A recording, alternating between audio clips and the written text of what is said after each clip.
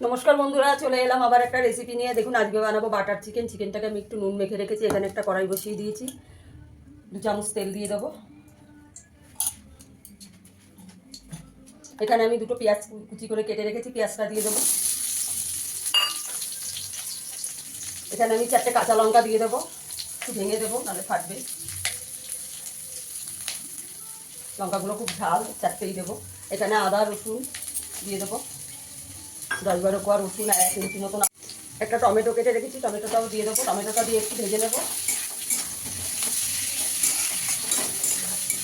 বন্ধুরা, বাটার চিকেনটা লুচি, পরোটা, fried rice, পোলাওর সঙ্গে খেতে কিন্তু বন্ধুরা দারুণ লাগে।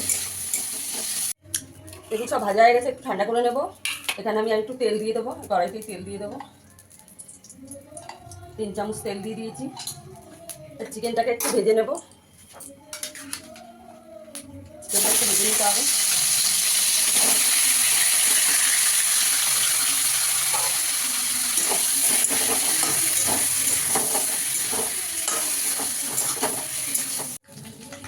আমি এই তেলের মধ্যে, চিকেনের তেলটার মধ্যে 2টো এলাচ আর একটু দারচিনি দিয়ে দিয়েছি। একটুখানি জয়িত্রী দিয়ে দেবো, বেটে রাখা মশলাটা দিয়ে দেবো।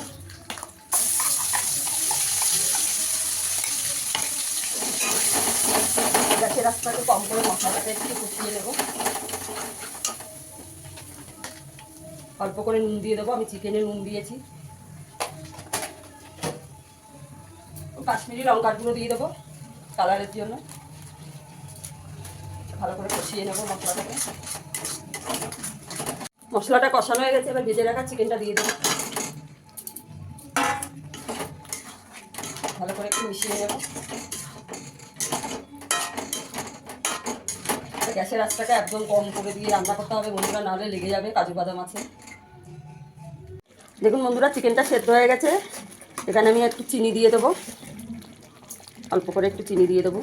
বাটার চিকেন একটু মিষ্টি মিষ্টি হলে খেতে ভালো লাগে। এখানে একটু কসুরি মেথি দিয়ে দেবো।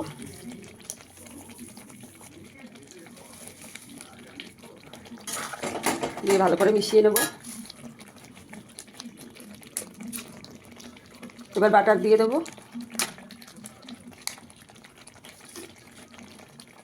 আরেকটা দিয়ে দেবো। দিয়ে ভালো করে মিশিয়ে নেব। দেখুন বন্ধুরা, কি সুন্দর হয়েছে। এবার আমি একটু চাপা দিয়ে রাখবো 5 মিনিট। দেখুন বন্ধুরা, আমার বাটার চিকেনটা হয়ে গেছে।